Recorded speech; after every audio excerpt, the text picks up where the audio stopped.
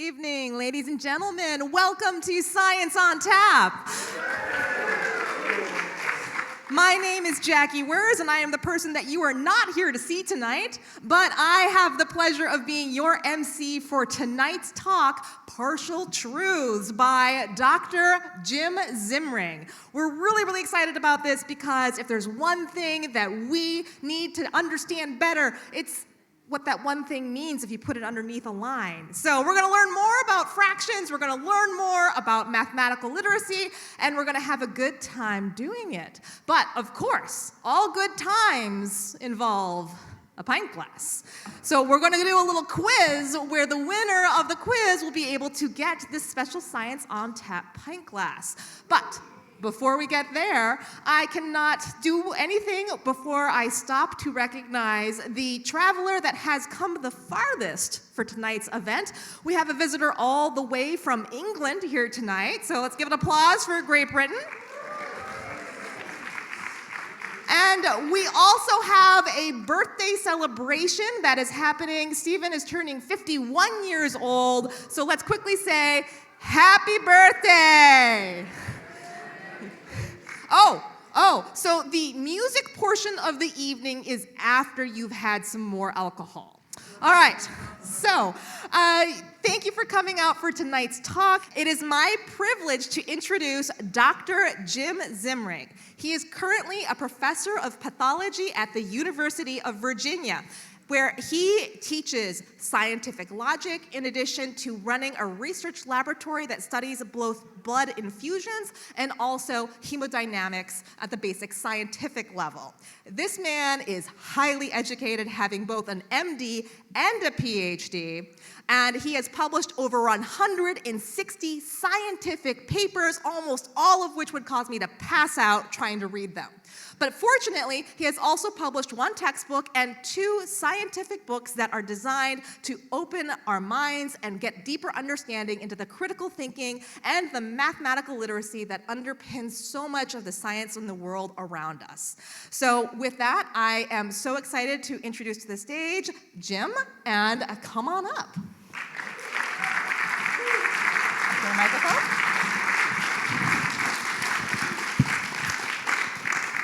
Good evening.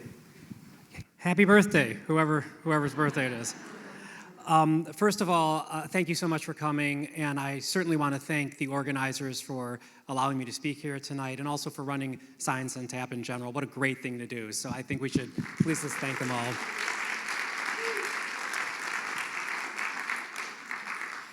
So before I get into the narrative, let's just start with an exercise, and I'm going to ask people to listen to a story, and this is based upon a problem that's a famous problem. It's called the Monty problem. It has some other names. Raise a hand. Who's familiar with this problem, please? Okay. Well, if you're familiar with it, that's awesome. Keep thinking about it, because even people that are familiar with this often find it a little bit odd. So imagine you're on a game show, and there are 3 doors in front of you, and behind one of the doors is all the prizes. Okay? The other 2 doors have nothing. And so you're asked to choose one of the doors so you can have your chance at all the prizes, and you choose door number 1. Now, the game show host knows where the prizes are. This is important.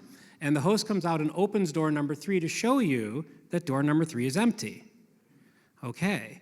Well, now you are given a choice. You can either stick with your first choice, door number 1. You can change to door number 2.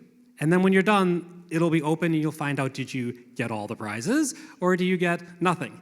And so the thought that you may have in your mind is, it's better to stick with my first choice. I think consistency is important, loyalty, something like that. Or I'm going to change to door number 2 because I feel better about door number 2. Or it doesn't matter. There's only 2 doors left. I got a 50-50 chance either way. Okay, so put a stake in your cerebellum. Think about this. Yeah, we'll move on. All right. So basically, as I was kindly introduced, I am a professor at the University of Virginia, and I study the molecular biology of blood diseases and transfusion. But for the last 20 years, I've also been teaching coursework to PhD students in critical thinking skills and scientific logic. And scientists love to use instruments. measure all kinds of different things, all kinds of big, fancy, exotic instruments. But the one instrument we all have to use, each of us, is this. And, cognitive psychologists of the past 70 years have made some stunning advances and understandings of how the human cognitive apparatus tends to work. Now, no one can tell you what a specific person is going to do in a specific situation, but a population of people are very predictable. And most of these metrics for predicting transcend cultural or anthropological barriers and are affected by external stimuli. So there are things you can do to alter how it works, which some of you are doing now. And this is not necessarily a bad thing. Remember, alcohol is a depressant, but it also, excuse me for a minute. Thank you. It suppresses inhibition centers. It's funny because alcohol actually decreases reproducibility fitness, but if you were an alien and you came to the Earth, you would think alcohol was a fertility factor because it changes how we behave. In any event, all of us has some version of Homo sapien 8.0 in our heads. My grad students might put me at 7.7, but something along this continuum, and there are rules that we can learn about how this works. Now, I'm going to try to talk today about manifestations of certain cognitive processes in the practice of science and the reporting of science, because this is science on tap, but also touch on manifestations in daily life. And I'm just going to talk about a very small subset of the humiliating errors that we all tend to make.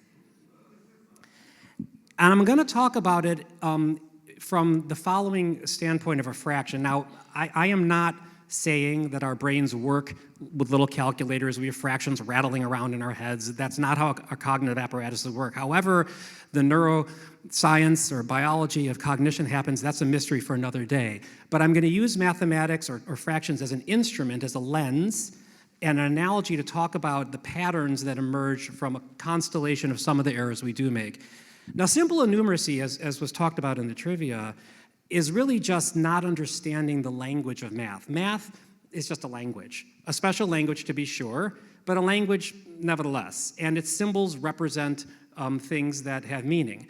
Simple innumeracy is just not understanding the symbology of math, and so the example which was alluded to in the trivia question, which is a regrettable, comical, but quite real example, is that A&W, I'm from the Midwest, so it's root beer. A&W root beer chain wanted to knock the Quarter Pounder off of its grand culinary pedestal that it had held since 1971, dominating the fast food, heart-stopping market.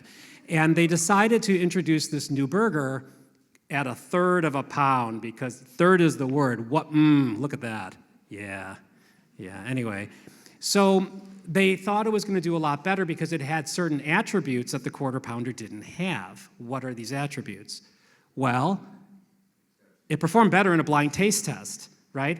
We don't know how it's going to taste to you if you can see, but if you're blindfolded, it tastes better. Okay, that's good. It's cheaper. Rock on. What could be better than that?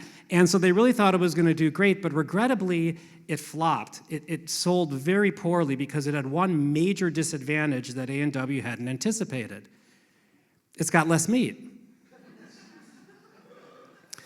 That's what their post-marketing data indicated when they were trying to figure out why it didn't sell. It has less meat. Consumer's not going to pay more, or pay less for less meat. I don't want less meat because 3 is less than 4. So a third's less than a quarter. Now, most people would say, I wouldn't make a mistake like that, and you're probably right, but regrettably, the majority of people did. This is innumeracy. There's a lot written on this topic, and I'm not going to talk about this anymore, because what I'm going to talk about is more, again, using fractions that you understand how it works as an analogy and a lens to talk about other cognitive processes. So first of all, we fractionate the world that we encounter, right? We sense only a teeny fraction of the world. Our sensory apparatuses can only detect a teeny part of the world, right? If you consider the electromagnetic spectrum that we're aware of and the instruments we've devised to measure it, our eyes have a very narrow sliver of this, and this is true of our auditory systems, olfactory systems, thank God for that, and the rest of our senses. We take a very, very small bit of nature that's out there. And of what we do sense, we only notice a fraction of that. This is a good thing. There is so much information coming at us. If we tried to swallow the world whole, we would all be quivering balls of gray matter. Just, it wouldn't work. And so you think about sitting in a restaurant, you're talking to the person across from you, hopefully you're listening to them, hopefully you want to be listening to them. There's conversations happening all around. You don't notice them, you filter them out. So we only notice a fraction of what we sense. We only remember a fraction of what we notice. I was calculating it the other day. In my life, I've probably had about 13,000 lunches, and I can remember 4 of them, and that's only when I was fighting with my wife. So we forget the vast majority of what we encounter. And then, and this is a discussion for another day, our memory changes over time. It confabulates things that never were. It deletes things that did occur. Regrettably, most of your most formative memories, good or bad, didn't happen exactly the way you remember them, and in some cases may not have happened at all. Yeah, it's tough, right? Being a human is tough. And so in any event, but setting that aside, what I want to talk about is how this filtration of information happens even outside of the human mind. So I'm going to talk to you about a famous instance about the ozone sphere. So in the 80s, it became obvious to scientists that a hole was opening in the ozone sphere over the South Pole, this being the part of our atmosphere that protects us from the harmful effects of the sun's rays. And there was a serious controversy going on because the British Antarctic Survey, right, a bunch of very thick-blooded English people freezing to death with the penguins at the South Pole, were looking up with their instruments and seeing a hole opening in the ozone sphere. But the NASA physicists who were warm in Cape Canaveral, they had Nimbus satellites going around the Earth that were measuring it from above and detected no hole at all. This caused serious consternation in the scientific community and a lot of argument and debate over what was going on. Now, luckily, they figured this out. This is back at a time when the international community actually could coordinate its efforts and solve world problems. But setting that aside, what was going on here? Well, what was going on is that any assay system, any instrument you use to measure the world, there's noise. There's always background noise, right? And you have to set what you're measuring, what you count as a real hit, and what you count as just kind of random fluctuations in the environment. The theory of ozone depletion was such that scientists knew, with a lowercase k, that ozone couldn't drop that quickly, and so they set the filter on the satellite such that anything below a certain threshold wasn't counted as a measurement. It was simply seen as, oh, that's just noise. And so it was selectively filtering out all the real data, which was the precipitous drop they hadn't anticipated. So this filtering problem manifests not just in our brains, but in the things that we invent to help augment our brains. Now, filtering data happens at multiple levels, and the purposeful filtering of data, right, we all know as cherry picking. This is a common term for when people take just part of a story and try to give a misunderstanding what's happening, and this happens, unfortunately, throughout our society, in my opinion, on science misreporting. And so let's just take a look at a very famous example. You may have heard that the Earth, regrettably, has been warming. You've heard this, yes? Good. Okay, and so, but there's this debate, right? Is it really getting warmer, or are we just interpreting noise? And there are obviously a lot of vested interests on multiple sides of the argument. Regrettably, although you'll read a lot, and I know you all know this, that scientists disagree. That is not true. I mean, maybe there's always a few lunatics in the corner, but I mean, on the vast, vast majority of credible geoscientists, it's unequivocal at this point. Now, these are data that were presented during a number of congressional hearings by Senator Ted Cruz and colleagues. And what he was arguing was that because there was no change at all in the temperature over a 15-year period of time, therefore, we have nothing to worry about. The Earth's not getting warmer. Now, regrettably for the esteemed Senator Cruz, he doesn't understand what the y-axis indicates. Temperature anomaly is not the temperature of the Earth, it is the rate at which the Earth is warming. Okay, so at best he could argue that the rate at which the Earth is warming is not increasing, the Earth is still warming, but let's grant him that. And these are very compelling data, right? Taken in isolation. But these are only 2 years. So if you look at the whole trend from the late 19th century, this is the trend line. You know, data are not perfect. They kind of go up and down. The red line is the smoothing line. These are publicly available data from NASA. And what Senator Cruz, or at least the people advising him, did was they grabbed 2 data points, 1998 and 2013. I know. So 98 was a particularly high year. I love that noise. Please. That captures the indignation I feel in my soul. 1998 was a high year. 2013 a particularly low year. And to Senator Cruz's credit, I suppose, this is an absolutely correct statement. This is not fake news. This is not fake data. These are real data. Actual measurements, and it is a true statement that there is no change between those 2 time points. Now, none of us know, I certainly don't know what was in Senator Cruz's mind at the time. It is my opinion that this was a disingenuous attempt to manipulate politics, but it's possible that it was an honest mistake. Nevertheless, it illustrates, yes, the problem with cherry-picking data. Okay, so let's talk about this fraction thing that we've started to introduce. A over A plus B, what is this? A fraction is a way of representing, at least one of the purposes of fraction is a way of representing of all the things that there are, how many of them have a certain property? What percentage of them have a certain property? And so A has the property, but on the bottom is A plus B, because that's all the things. And this is a very important form to keep in mind. All of you know this. You know, Mrs. Palmer, or whoever your Mrs. Palmer was, whacked you on the knuckles with the meter stick when you got this wrong, which was my regrettable experience. Anyway, it's not important. So the population of things, if these are all the things, then how many of them have the percentage are A, and it's going to be, A over A plus B. So for example, consider lottery tickets. I don't know what the rate of winning on scratch-off lottery tickets in the state of Oregon are, but in Virginia it's roughly 25%. And so the winning tickets are on the numerator, but both the winning and the losing tickets are on the denominator together. And then you get a single number that comes out. But this is a very important thing to remember, that a fraction can go up by 2 different mechanisms. The numerator can go up, or the denominator can go down. And a fraction can go down if the numerator goes down or the denominator goes up. Now, we have metrics we're told about all the time. We vote on them, we're informed about them, that are single numbers. They're a percentage, they're a ratio, they're a decimal point.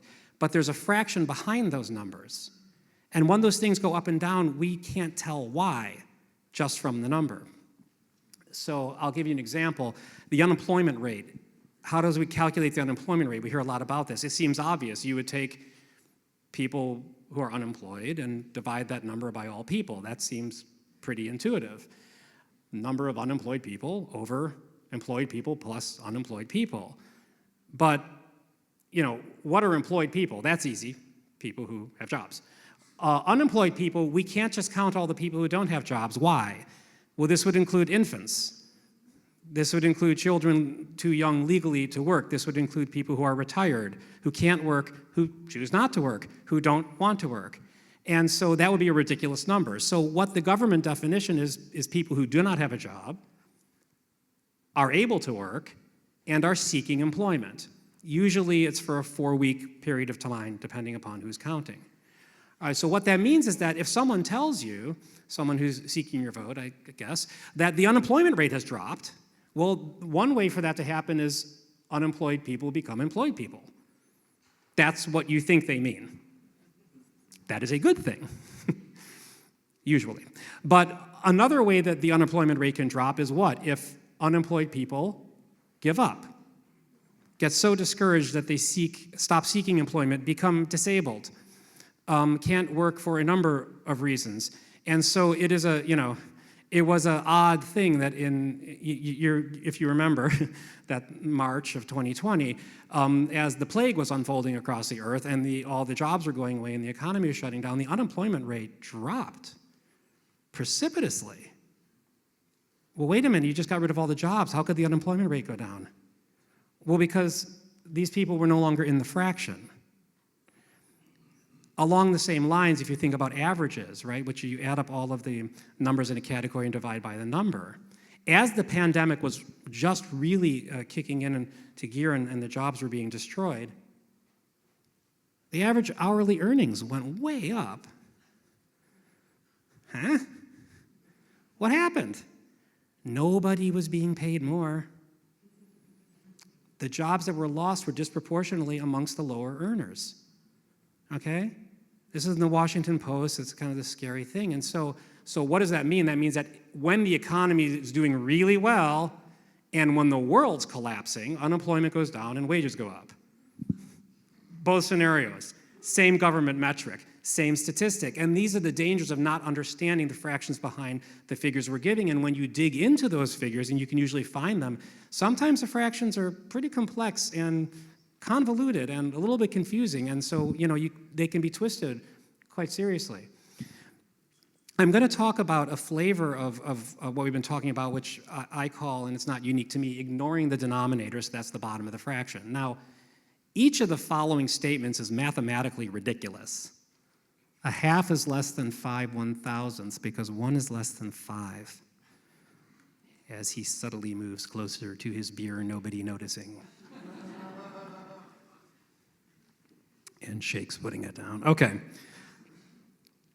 1 over a million is the same as 1 over 20 because 1 is equal to 1. This is our hamburger problem, right? But these statements are true if you just ignore the denominator. And unfortunately, a lot of the time, all of us with our Homo sapien 8.0 brains fall into this problem. We are happening on election season. Actually, that's not true. When I was a kid, there were election seasons. Now it's just an ongoing continuum. But basically what's going to be happening, you're going to be hearing claims from politicians who are going to say the following to you. My administration created more jobs than any administration in the history of this country. My opponent's administration lost more jobs than any administration in the history of this country. And they're all saying correct things. Ish. So if you think about, these are from the US Bureau of Labor and Statistics data, percentage change in jobs versus jobs created. Okay, well, the economy grows over time. So Bill Clinton and John F. Kennedy, Bill Clinton created twice the jobs, his administration, of John F. Kennedy's administration. This is his second term. But the percent increase was identical, right? Because the economy was a lot bigger. FDR, well, the percent change in jobs that he had was huge. I mean, admittedly, coming out of the Depression, nevertheless, but the number of jobs, identical. So when politicians make these claims and the fact checkers come along, the claims are correct out of the context of the size of the economy or other metrics. I mean, if the Dow Jones drops 190 points nowadays, it's kind of a mildly down day. That was the 1929 crash, right? Because the Dow Jones was really small back then. So ignoring the denominator really is a problem in how information is presented to us. There is a related problem, a kind of a weird problem called base rate neglect. And this manifests in a lot of places, but most closely to my profession in medical diagnosis. And I'm going to show you an example of a medical diagnostic issue that I would suggest to you that most patients don't understand. Yes, I'm in the dark zone. Oh, I'm sorry. See, when the light's not in your eyes, no one can see you, but the light's not in your eyes, so it feels better. Thank you very much. Okay. Aha. So, yeah. Later on, when they're editing the film, they'll be grateful I was standing in the dark zone. The base rate neglect not only is something that I think most patients don't understand, but I'm going to, at the cost of offending my colleagues, that many physicians don't understand. All right, so let's have a theoretical. There are two individuals, each of whom is worried that they might be infected with HIV, and both of whom goes to their physician and gets a test run. One is worried because they had to receive a transfusion due to a motor vehicle accident, and they're worried that maybe they got HIV from the transfusion. The other has a substance abuse disorder involving intravenous drug abuse. They each have the test run, they each test positive. Now, I'm a laboratory pathologist, and I can tell you, as I'm sure you know, when a patient comes to you with a positive test that they're very worried about, they don't want to know what the statistical performance of that test is along a large swath of a population of people who may or may not be consuming this or that or the other. They want to know if they have the disease. Yes, whom of us would not?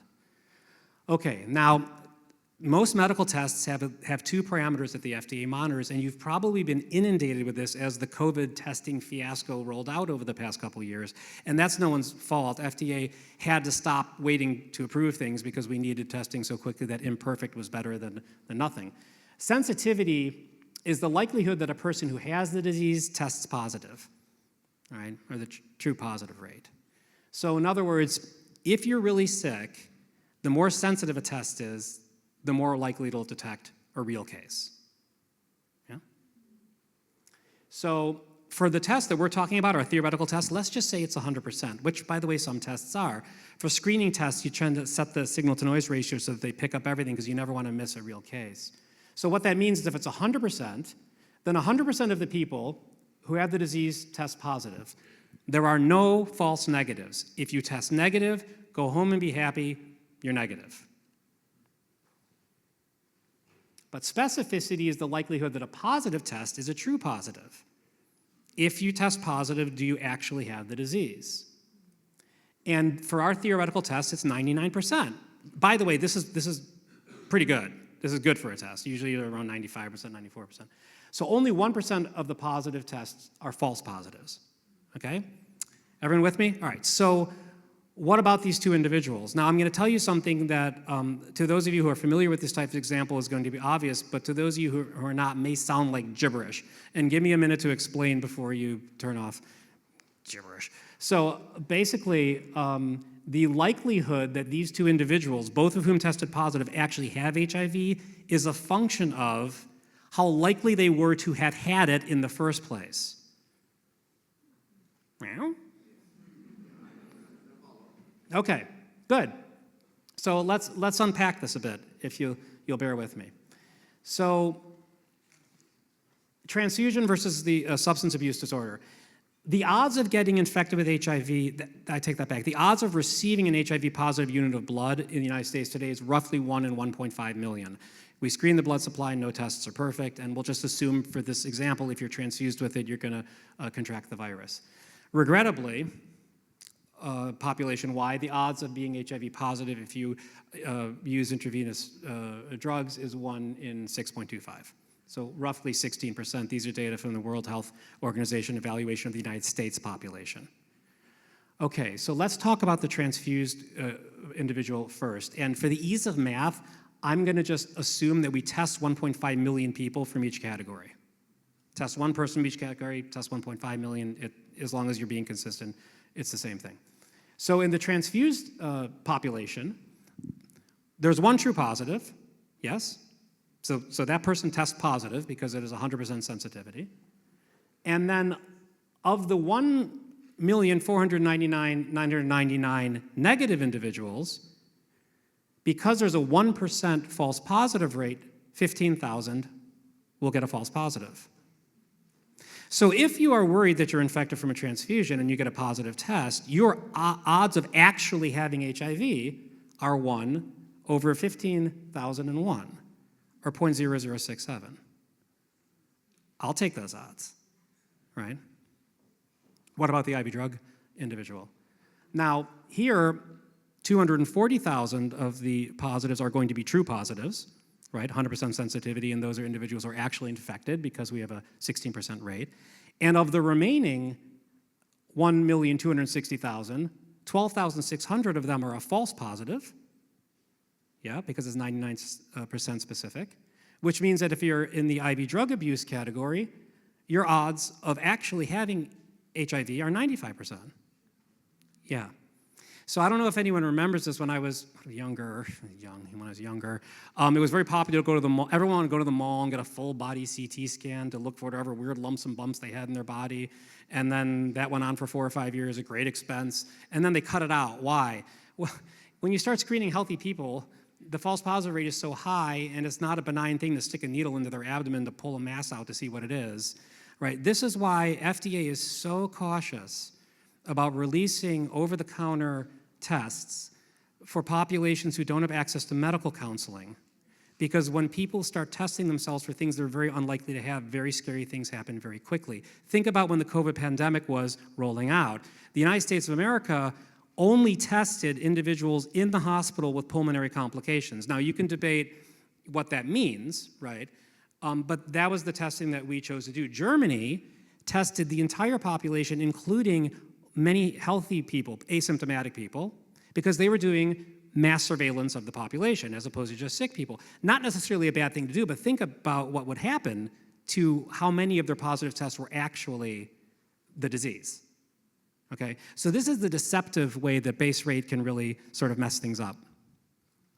All right, so I heard some groans from the trivia. Am I to infer from the groans that there are some Scottish individuals in the audience that are very proud of their heritage?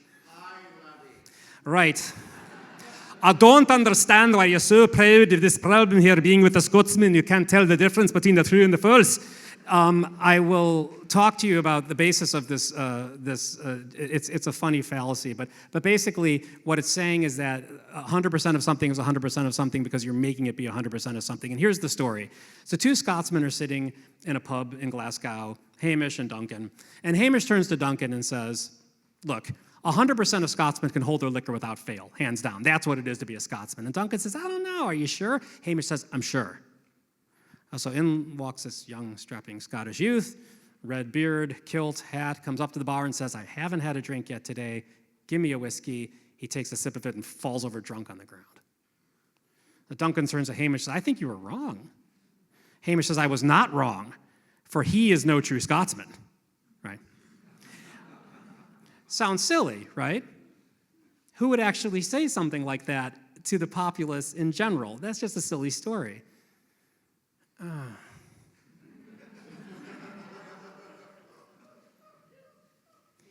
The only legitimate election is an election I win.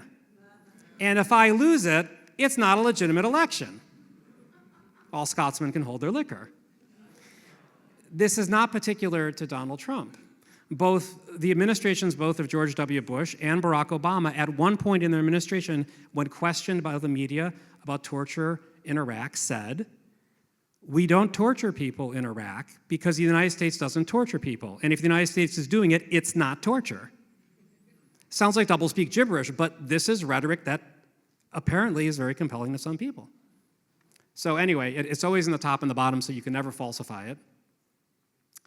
Now, Galen, right, of Pergamon, who was probably the most famous physician of antiquity, wrote definitive texts. They were used for 1,000 years to teach medical students until more or less the Renaissance.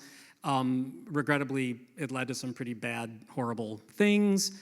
I am so glad that 200 years from now I won't be reading about what I do that's horrible and terrible and disgusting, but it is what it is. And Galen once wrote in one of his texts, and not a dumb man, right? And he wrote it in Latin, but the translation is the following. Tell me if you ever heard this from certain parts of the medical-ish community. All who drink of this treatment recover in a short time, except those whom it does not help, who all die. It is obvious, therefore, that it fails only in incurable cases. No true Scotsman. How might this manifest in the healthcare apparatus? Now, I don't know if anyone in the room has heard Campbell's Law, but Campbell's Law basically says if you put a metric in place to try to measure a behavior you want to encourage, instead of trying to behave that way, the people you are measuring will just game the metric. All right. So in the NHS in England, they were trying to make things better, and they decided that it is unreasonable if a patient has to wait in an emergency room more than 4 hours. If you're brought into the emergency room, you have a right to be seen by a physician or a healthcare provider within a 4-hour period of time. And if your hospital cannot meet those standards, we will penalize you in some way. Penalize you in England, right? So, penalize. So, what happened? Well, the hospital administrators set up a situation where they would keep the patients in ambulances outside the hospital for hours and hours and hours until they knew they could see them with 4 hours and then bring them in. Okay? This is the no true Scotsman fallacy abused. right? But boy, did their numbers look good. Yeah. What about in the States? Well, in the cardiology literature, it has been indicated by the authors of this paper that two things did occur, or they say, that because they were penalizing hospitals for 30-day mortality rates, people who could be kept alive, depending upon your definition of life, were kept alive 31 days, right?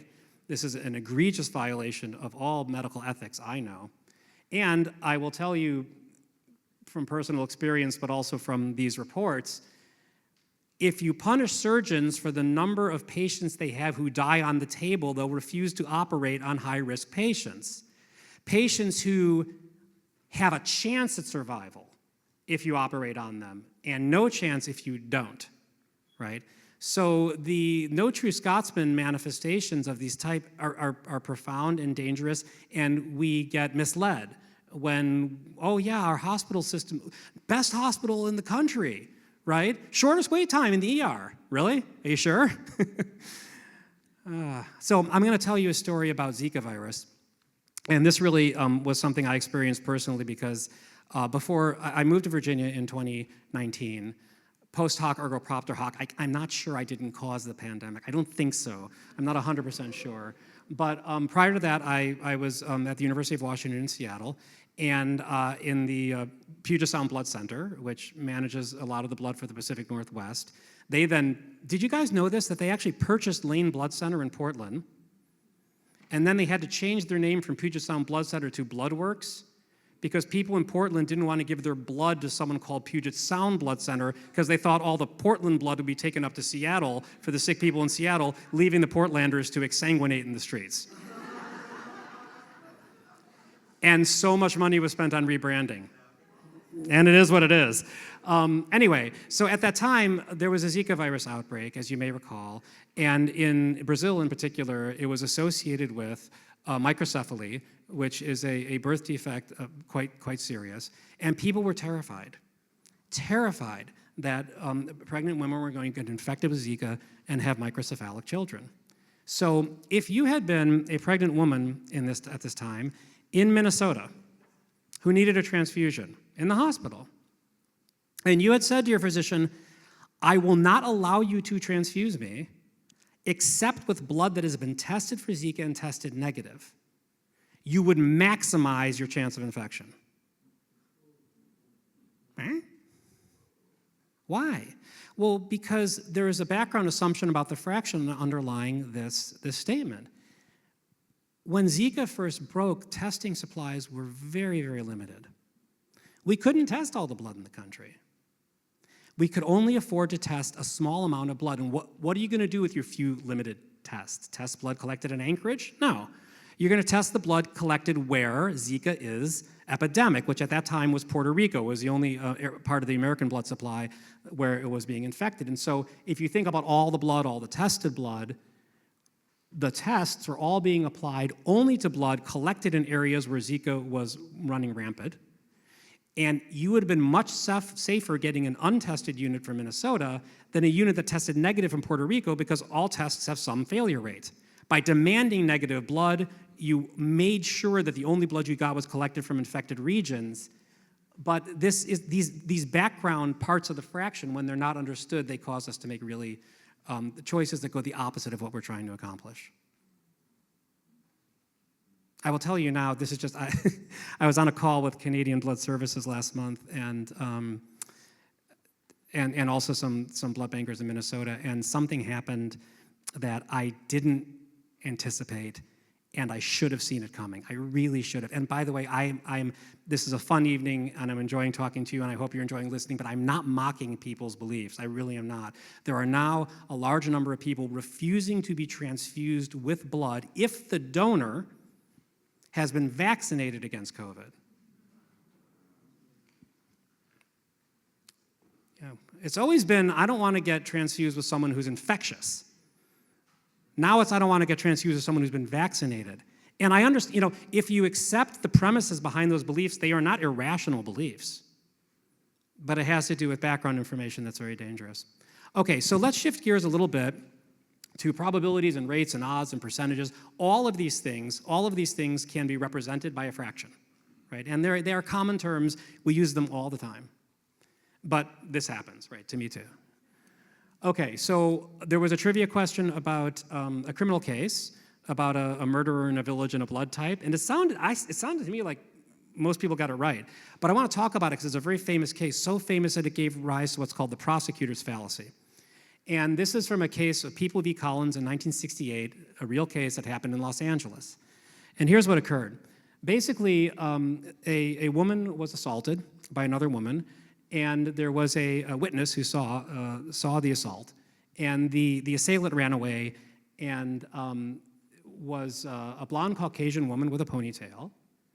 And she got in a car with a black male who had a beard and a mustache, a yellow car, and they drove off. That was both the victim and the eyewitness told this identical story.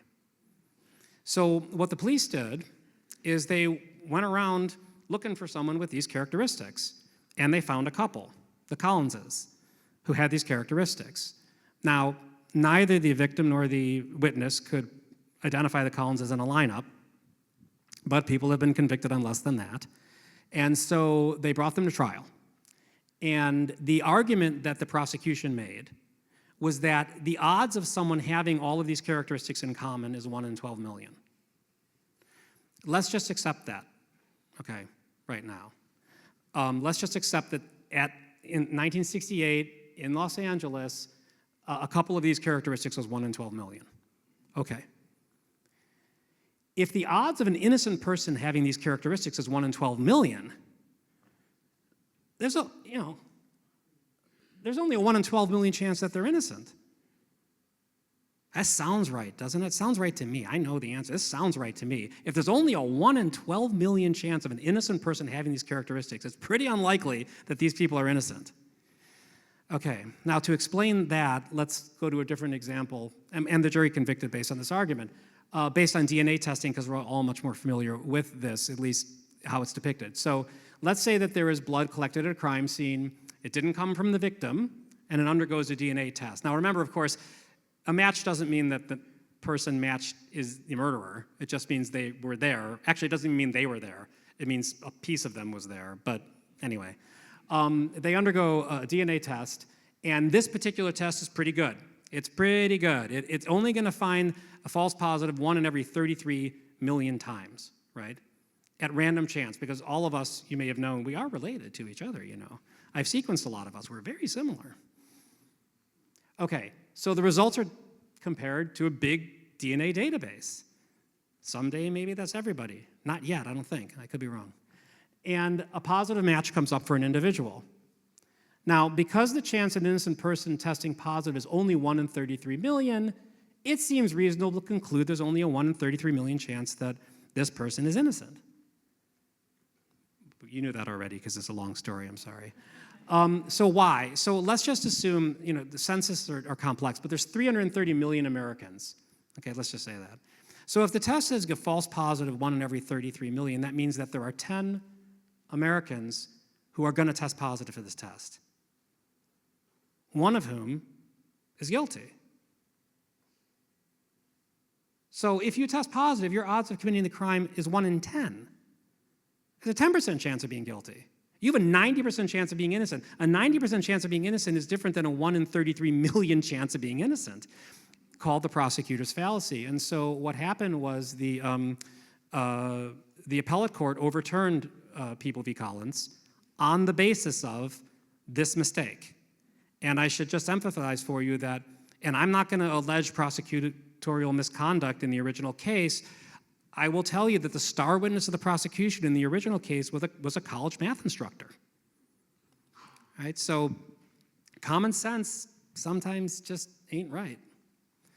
Okay, now, show of hands, how many of you have heard of omics? Okay, guys. Big data? Yeah, okay, yeah, guys. So I don't know. It's crazy. Big data is crazy. It drives me nuts. I have a child who's the light of my life, and they used to like Netflix a lot, less so now, other things.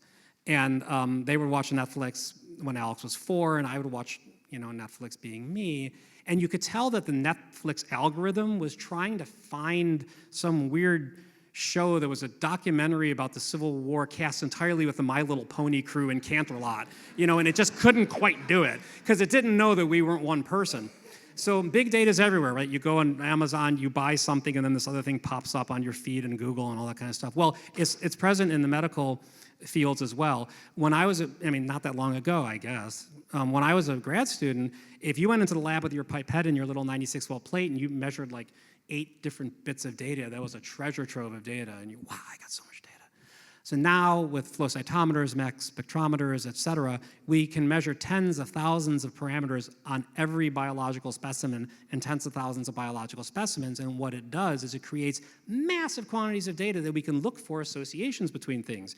Genes that are associated with diseases, infections that are associated with diseases, one thing associated with another. Finding causes and effects is part of what it is to do science, but it causes a problem. And the problem is, the more things you observe, the more just coincidences you find. And if you only pay attention to the hits and you ignore the misses, if you lose track of just how much stuff you've looked at, well, you can start to really put a lot of confidence in things that you shouldn't be confident in. So it is rational, you may disagree with me, but I think it's rational to not believe impossible things. Okay? This could not have happened by chance alone. Right? What are the odds? That couldn't happen by chance alone. No way. All right. If you observe something that has only a 1 in a billion chance of happening on its own, it's rational to suspect it didn't happen at random. It's rational to suspect that something caused it. But what if you looked at a billion things? But you didn't tell anybody about the billion things. Anyone here ever heard of Tyler Gagin? He's a wonderful author. He was a student at Harvard who desperately didn't want to study for his final exams. And so what he did was he took an almanac of a number of years leading up to that point in time, gathered all of the data, and just started looking for associations with a computer algorithm, ignoring all the things that didn't associate, and focusing on the things that did. And he published a book called Spurious Correlations. If you want a good read, go get it. I'm going to share 4 of his correlations with you. And you will be stunned at what this tells us about the way our world works. The worldwide non-commercial space launches and sociology doctorates awarded in the United States. Now, a correlation of 1 is perfect, 0 is 0, right? So 0.789 is pretty good. The age of Miss America and murders by steam, hot vapors, and hot objects. What is happening to our society? Can you imagine the sociological research we need to engage in? By lowering the age of Miss America, think what we could accomplish. But what's the mechanism? I don't know. Obviously, it has something to do with housing prices because the association broke down in 2008, just as the housing market was collapsing. You laugh. These are conversations that scientists have all the time when they don't pay attention to how many observations they're making. The number of people who died by becoming tangled in their bed sheets and total revenue generated by skiing facilities, 0.96. This thing's great. Luke, I am your father. Okay. The divorce rate in Maine and the per capita consumption of margarine. This could be real, right? Think about that. This could be real. Yeah, I can't believe it's not butter. Okay. So, anyone heard of the Bible code? Yeah. What's the Bible code? Well, apparently, God, in all of God's ultimate wisdom, hid messages in the Bible. Not the whole Bible, the Torah, first 5 books, the original in the Hebrew. And Michael Drosnin published a book called The Bible Code in 1997 that I guarantee you will sell so many more copies than my book ever will. So many more. And what did he do? He basically said, and yeah, he probably did leave a quote off at the end, sorry. He basically said, for 3,000 years, a code in the Bible has remained hidden, and now it's been unlocked by the computer, and it may reveal our future. So what is it that he did? Well, what he did was he basically took the original Hebrew, well, what we believe the original Hebrew of the Torah was, and applied an algorithm to it where it looked for all possible combinations of all things and then searched for certain parameters around the Holocaust, around the First World War, around Pompeii, around these things, and found these incredible hits. Now, I'll let you know that although his algorithm has described a lot of things that happened in the past, I'm unaware of it having ever yet predicted anything that's not yet occurred, but okay. So what he didn't tell was all the stuff that he didn't recognize, and statisticians screamed like they do. Ah! So what did Mike do? Mike was a fairly hubristic individual. I don't know him, by the way. I'm just being familiar to be irreverent. And he basically said in a Newsweek interview, when my critics find a message about the assassination of a prime minister encrypted in Moby Dick, I'll believe them then. Okay, so Brendan McKay, who I do know, applied this algorithm to Moby Dick. And first he found, so the bloody deed, Indira Gandhi, but he didn't stop there. He found the assassination of John F. Kennedy, so let's look through this. Shot, head, Kennedy, had been so killed. Leon Trotsky, didn't have a good time with Lenin, went to Mexico, ice pick to the head, very sad. And basically, wrong way, hammer, executed, ice, Trotsky, the steelhead of the lance. Now, when this was published, yes, a lot of people had the response you might have hoped for, but not everyone, no. Some people decided, wow, Herman Melville was prophetic. Hey, maybe we should apply this algorithm to a lot of text, like the Articles of Confederation. Who knows what we may find? Maybe there's hidden messages everywhere. So seductive, right, are these findings that they couldn't happen by chance alone. There must be something there. And so this is dangerous to all of us all the time because we're unaware of all the stuff we don't pay attention to. I'm not going to talk about confirmation bias tonight. As a human, it's just too humiliating to unpack, and it would take the whole evening. But the entire basis of confirmation bias is anything that affirms your belief you notice, and everything else you ignore, all the world else. This is what we're talking about here. This is the problem of ignoring the denominator in this context. I'm going to close on a concept of a question that people ask themselves, ask me a lot. Why do scientists so frequently get things wrong? It's a good question. There are many answers to that, and I would argue with you that science gets things right a lot more frequently than random guessing, but there are failures to be sure, and some systemic failures and problems, and one of which I'm going to describe to you that fits under tonight's theme. So actually, Glenn Bagley, who's a really interesting guy, he was the head of research at Amgen in their Hem/Onc division. And what companies like Amgen do is they pay attention to lunatics like myself. And what I do is I work in a basic science laboratory looking for new pathways that might be involved in disease. I publish them, I go show my paper to the chair, hopefully things go well for me. What Amgen does is it takes those publications and says, this is a area we want to develop a therapeutic in, we're going to interfere with that pathway and develop a new drug. But the legitimacy of that approach presupposes that the pathway that was described is real, authentic, translates into humans and all that kind of stuff. And he released some internal documents from his company showing that of all the papers they tried to reproduce, only about 11% of them reproduced in their labs. Now sometimes, there was a secret to the sauce, the methods were not perfect, they called up the investigators, they helped them out. A lot of the times not. This is what has led to in a phrase you may have heard called the reproducibility crisis, which is a buzzword in biological research right now that's been causing a lot of hand-wringing and whatnot. Well, what's going on here? Many things may be going on here, but I'm going to describe one of them to you along the theme of tonight's theme. But before I do that, I want to talk to you about the claims that are made and how medicine handles ambiguity. So I was giving a lecture at Cedars-Sinai about 3 years ago, and they gave me this coupon for breakfast. And I went down to the buffet, I'm like, oh man, people in LA have it so much better than we do. They have anti-aging honey. That explains it's not Botox, that explains so much. But it's not just LA. So last weekend I was in Stanton, Virginia, with my kid looking through a crystal store, and I learned the following. I learned that bismuth, it stimulates energy. I'm not sure how you apply it, but apparently it stimulates energy. It helps to achieve your goals. It relieves feelings of isolation and loneliness. It promotes connection to astral and spirit realms. It has something to do with my chakra. I'm not sure where that is. I don't know.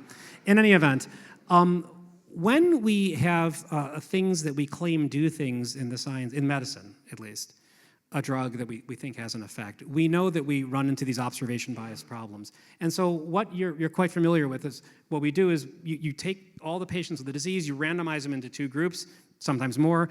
One group gets a placebo, and the other group gets the drug. And the question is, did the group that got the drug do better than the placebo?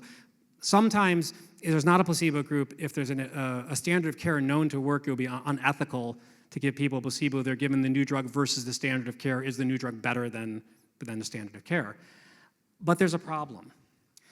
Populations of people are not homogeneous. They vary. For any given disease, some people's disease is just going to do better anyway. Some people, their disease is going to do worse anyway. We're assuming that the two groups are equivalent. There's a randomization process, there's ways to tell if it worked or not, but it is imperfect. So every so often what will happen is that people in the placebo group are the people that would have done worse anyway, and people in the drug group are the people that would have done better anyway, and so it looks like there's an effect when there isn't. And so the statistical metric that's used to quantify this risk is called a p-value. There are several different ways, but a p-value basically assesses how likely differences are to this problem. How likely is it that a difference you saw would happen by chance alone? And to calculate a p-value, you need to know the sample size, you need to know the variation of the disease, you need to know the effects you're looking for, et cetera.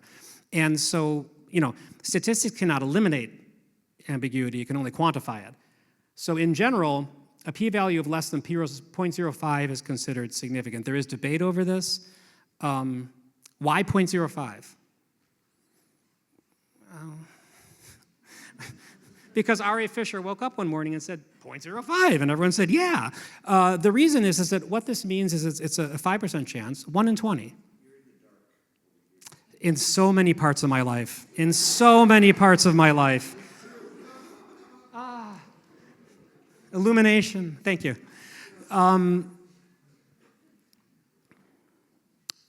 Why a 1 in 20 chance? Why would we settle for that? Why wouldn't we demand a 1 in 100, 1% error rate? 0.1% error rate. Doing studies costs resources. And it is unethical at times to expose large numbers of people to things that may be harmful as well as harmful. It's not always good to be in the experimental drug group. And so this is where the field has landed. Well, what does that mean? Does that mean in the worst case scenario, 1 out of 20 FDA-approved therapies doesn't work? Yeah, that's what that means. But that's kind of where we are. But although this is arbitrary, it's not capricious. We understand what the error rate is, and we can adjust our studies to try to follow up on things and mitigate the risk. Here's the problem. Oh, by the way, I pinched this from Karolina Jaworska, very talented young graduate student in my laboratory, and these are her data, and this is what a p-value of 0.02 looks like. So this would be, a journal would say, yes, that is statistically significant, that's real, we're gonna publish that. Okay. Right, so what the heck does that have to do with B-17 flying superfortresses? Well, during the Second World War, there was a period of time when the Allied fighter squadrons were very few in number, and the bombing missions over Germany were getting shot down with considerable frequency. They would come back, with this horrible damage to the plane, hopefully not to the aviators. And so the Allied forces wanted to do something about this, and they knew that they could reinforce the planes with armor. That seems like a good thing to do, but the armor was so heavy, they couldn't put it everywhere. They had to selectively choose just special places to put it. So the head of the Army, Air Force in the Army at the time, said, all right, what we're going to do is we're going to reinforce the parts of the planes that get damaged a lot, because that way they'll survive and everything will be good. And so look at all the damage here. That's where we should put the plating. Well, a mathematician at Columbia University in Manhattan said, no. Don't do that. What you need to do is reinforce the part of the plane that never has damage on it. Now leave it to an ivory tower wackadoodle to come up with a ridiculous statement like that. Really? The part of the plane that's never damaged, you want me to reinforce that? All right, so a bridge collapses in Minneapolis-St. Paul, and the engineers come along and they look at the bridge and they say, okay, well, the stress fractures were here, here, and here. We're going to inspect all the other bridges in the country, but we're going to reinforce not those parts of the bridge. We're going to reinforce the parts of the bridge that were really good here. You're going to jail. What's the difference? The engineers see all the bridges. The engineers see all the bridges. That's not true here. The only planes you ever get to inspect are the planes that made it back, right? If a plane makes it back and it has a bunch of bullet holes, that means that that's a part of the plane that you can survive getting hit on. The only part of the plane you'll never see a bullet hole on is the only part of the plane that a hit will be absolutely lethal. And this is, you probably heard, it's called a survivorship bias. Okay, cool. Well, what does that have to do with p-values in clinical trials and drug comparisons? And let me tell you two regrettable things about my work, and basically all biological sciences. One is the publication bias. We get grant funding, we get promoted, we get resources to do research based upon how frequently we publish. People like positive findings more than negative findings. They're exciting. Negative findings like, oh God, you just undid knowledge. Yeah, well, whatever. But journals tend to publish positive findings over negative findings that reject a hypothesis. And the file drawer effect is, knowing that this is the case, a lot of scientists won't even take the time and energy to write up a paper that has a negative finding or an insignificant result. Remember, rejecting a hypothesis is logically much stronger than having evidence for it. And so let me give you two different scenarios. All right, scenario one. There's a lab that carries out a bunch of experiments, same experiment, 20 different times. Now, 19 out of the 20 times, there's no effect. No statistically significant effect. And one time there is, right? That's exactly what you would expect if there was nothing really there. That's the definition of a p-value. Now, if this lab chooses to publish the 1 out of the 20 time and not report the other 19 times, that would be egregious scientific misconduct. That would be, if that were discovered, you would be banned from funding from the National Institutes of Health for a period of time, and probably other agencies as well. So I'm not saying this never occurs, but I think it's pretty rare. All right, now, imagine if there were 20 labs, unbeknownst to each other, all doing the same experiment. This also happens, especially in highly competitive fields. We all read the same literature. Yeah, it doesn't take a genius to figure out what the next step is. Okay, so they all do the same experiment. 19 of the labs see no effect. One lab does see an effect. This is exactly what you'd expect to see if there really was no effect, but because of the publication bias and file drawer effect, the labs that didn't find an effect never report it. Only the lab that found it reports it. Now, what if you're none of these labs? You'd be like, wow, look at that significant finding. Go test it at Amgen. Oops. What if you're one of the labs that found a negative effect? Well, you don't know about the other 18 labs. Maybe I did something wrong. You know, they still found a positive effect. And so this is systemic. People are aware of it. The fix to this is a tough one. It has to do with sociology, culture, peer review, funding. I'm not saying it shouldn't be we shouldn't try to remedy it, but it is complex. And Winston Churchill once said, democracy, worst form of government, except for all the others. Same thing with peer review. So, out of respect for your time, I wouldn't spend this much time with me if I didn't have to. Let's return to the Monty Hall problem and just see what we think about it. The answer is, by the way, that you are better off switching to the second door. You are much better off switching to the second door. It is not a 50-50 chance. Why? There's only 2 doors left. There's only 2 doors. It's 50-50. No, I will let you know that 87% of people, given this, get it wrong, including Nobel physicists, who refuse to believe it until a computer simulation is run and it shows them. This is how strongly this goes against our common sense and erroneous thinking.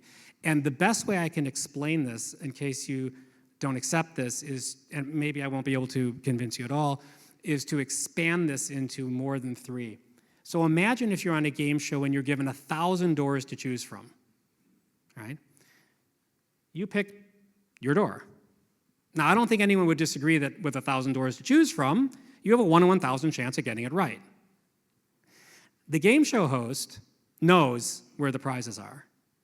The game show host now opens every other door except one. Okay, your door, 1 in 1,000 chance of winning.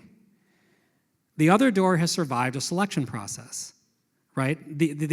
Just in case you happen to choose the right door to begin with, then the game show host could leave any other door unopened. But in case you didn't, which is 999 times, the game show host's hands are tied. They can only leave closed that one other door, and so the odds of switching to the other door, totally in your favor. There's actually a street con based upon this principle where they show red and black cards on different sides and try to get you to change your bet. So it's very seductive, and this is no less a fraction representation issue than the other examples.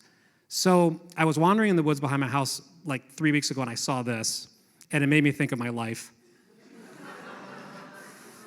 Not underwater, not dry, and that's how I view human cognition and science and the way we think about it, but that doesn't mean that we give up bailing. A couple of quick comments, forgive if it sounds like shameless self-promotion, but I do talk about these things. This is my website, this is my email address. Please feel free to contact me with questions, concerns, complaints, anything you like. Just in case you choose to purchase a copy of the book, which don't buy it if you don't want it, because of the ridiculous process of academic editing, and this is the truth, a math error is in my book. Yeah, a copy editor changed a bunch of stuff and altered the meaning, and I had to re-edit the entire book back to its original meaning, and I missed it. And so if you happen to find that error and send me an email, I will send you a prize. And I will not keep your personal information. This is not some weird attempt to get you on a mailing list. I don't send out mailers. I just wanted to let you know. Thank you for your time and your attention. It's really been fun to talk with you tonight.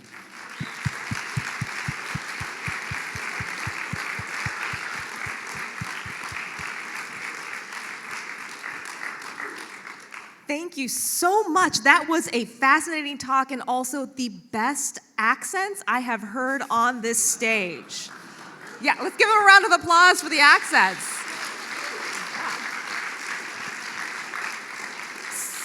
So we have some time for questions and answers, and I want to kick this off by asking you, when the world has so much information that's coming at us, we oftentimes are relying on the fact that somebody else is checking the facts. But as you pointed out, the fact checkers can themselves be deceived or depending on the context of things. So when we're reading the news, what is something that we can do to make sure that we're not falling into a logical fallacy?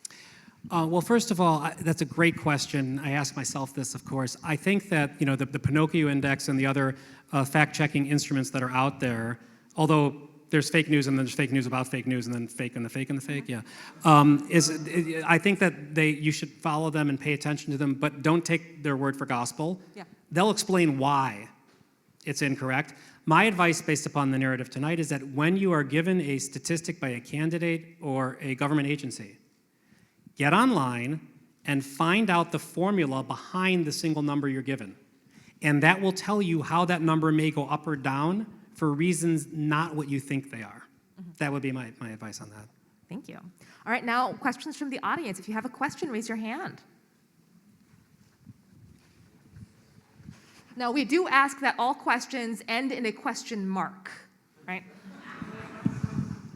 And thank you for this informative talk and everything. And I'm a software engineer and I deal with machine learning models and everything. It has this alignment problem and fraction calculations and everything.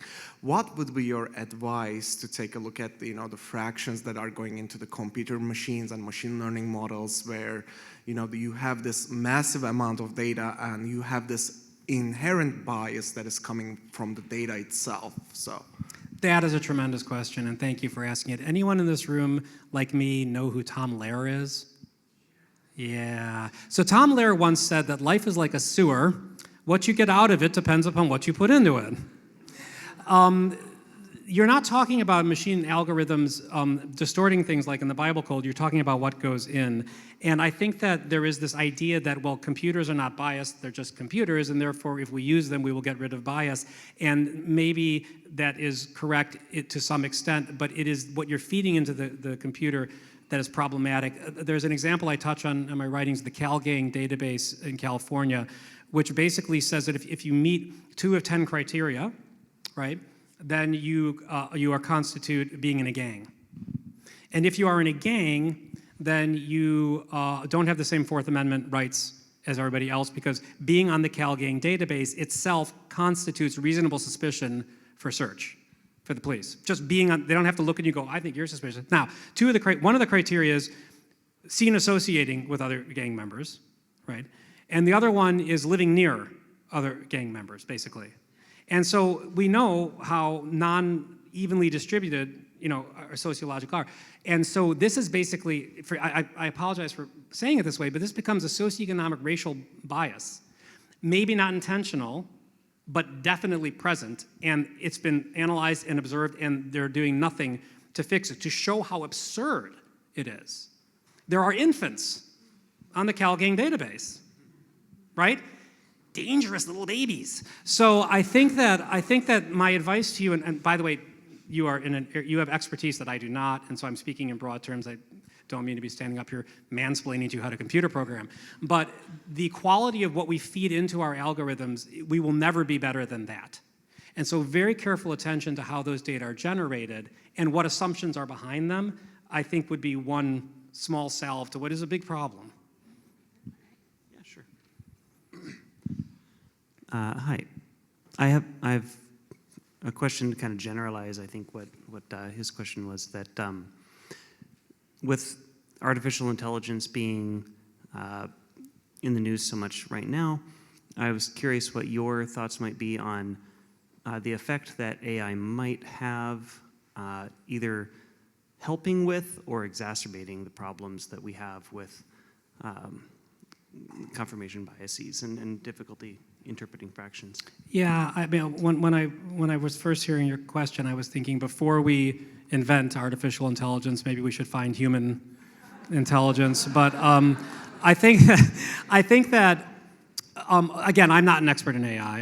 I am a layperson to AI, as other people will be laypeople to what I do. But my understanding of it is that computers do and will make errors very much their own. I guess it's our fault in a way, although it's kind of cool that we are now, there are whole professions now who are trying to figure out what the heck we invented is, right? Because we don't know how it works. And so I think that what I would say, again, as a layperson, is we need not to be restricted by this. What cognitive psychologists have learned about Homo sapien 8.0 don't apply. We need to be on the lookout for things, when we see contradictions, don't say, oh, we're dumb humans, the all-knowing computer, yeah. We need to drill down and figure out what's going on through analytic methods. But I'm in the same brave new world as you. It's a frightening thing, but it's exciting, and we'll see. Yeah. Hello, over here. I have a question. During the beginning of the COVID crisis, a lot of the news made mistakes when they equated effectiveness and efficacy. Would you speak to that? Because it's a very common mistake in society. Are you talking about with regards to the vaccine? You're talking about with regards to the vaccine? Yeah. So again, one of the problems, and again, it's talking about p-values and whatnot, or sensitivity and specificity, is there are a lot of phrases that are terms of art and that in a field. It's not that they don't have meaning in regular English, but the meaning is different, right? And so experts are interviewed on the news in front of Congress, and they say things which are then repeated, which are then misunderstood because they haven't taken, I'm gonna amuse myself. They haven't taken the time to be perspicacious.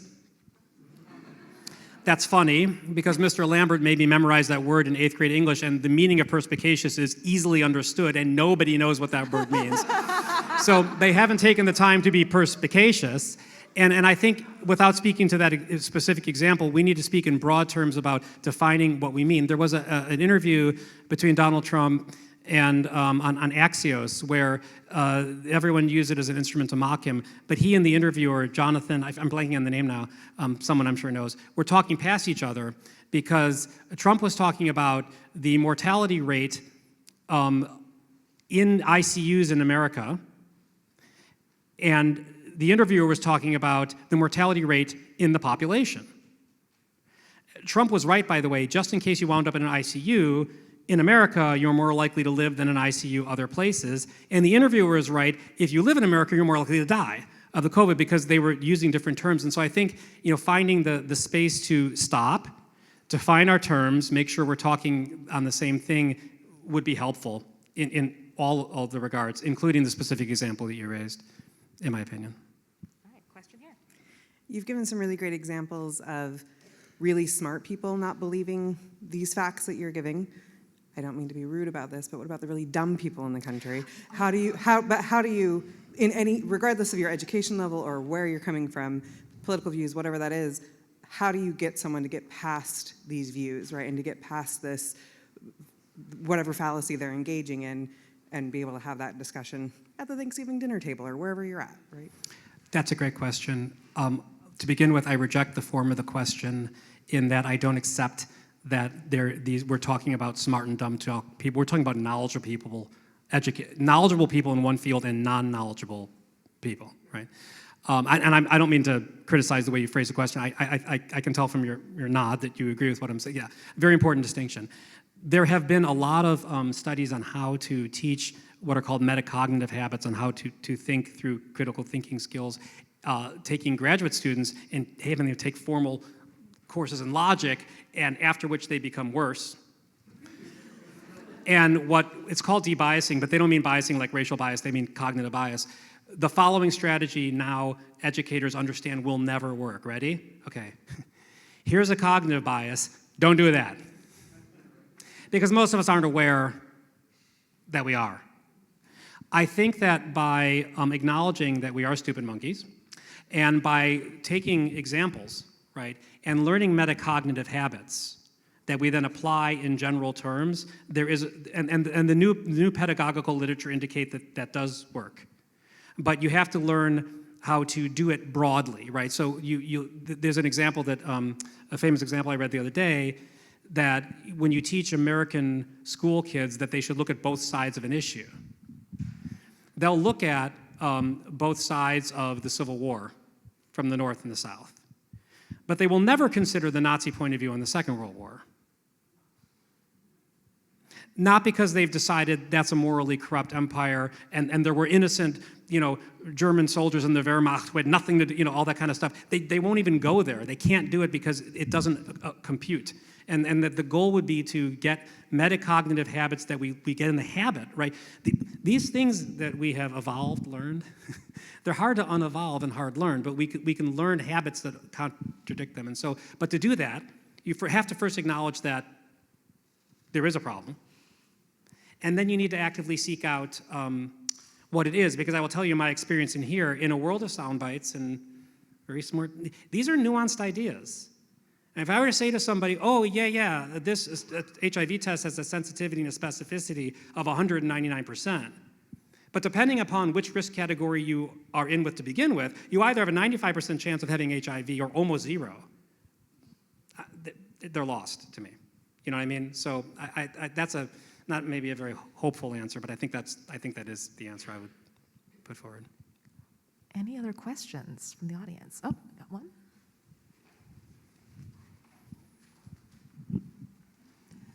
So as a 100% non-medical person, but somebody who's connected to many of them, I just wonder, what is your favorite part of your job and why? Ooh. In the medical space?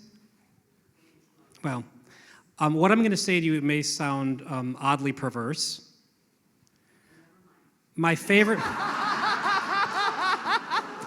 This is not garden variety perversion, don't worry. This is oddly perverse. And I'm not making this up, this is quite true. My favorite part of my job is when I plan an experiment in the lab, I execute it, it has a clear outcome, and I am wrong. And the reason is, if you've read the medical literature or the scientific literature correctly, and you're not psychotic, right? Okay, yeah. And you're not, and you make a prediction. It's a reasonable prediction. If the prediction is right, you haven't learned anything new. When the prediction is wrong, only then are you gonna now come to forward knowledge, because you're unlearning a false belief. And that is why the publication bias and file drawer effect are so pernicious, because they deprive our young scientists of the single strongest logical maneuver that they can engage in.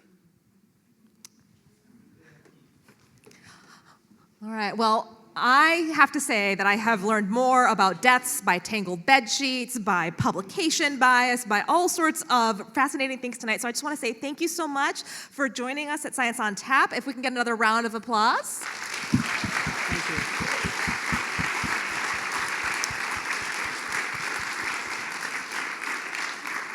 Because here at Science on Tap, the highest accolade that we can award is a pint glass. So we hereby give you the Better Living Through Chemistry pint glass. And Jim will be available to sign his book in the front of the theater as you are exiting today. And while he is getting to his station to sign those books, I want to let you know that the next Science on Tap is April 19th at the Kiggins Theater. It is the excellent Mark Fitzer who's going to be talking about seeing and the neuroscience of seeing and believing. So I really hope that you'll join us for that particular event. And last but not least, please, please, please take a moment to fill out those evaluation forms. We read every single one of them, and they help inform us so that we can put on amazing programming for you. So thank you so much for joining us tonight. Those of you who got 7, 8, or 9 correct answers, please come up and get your pint glasses and have a lovely evening.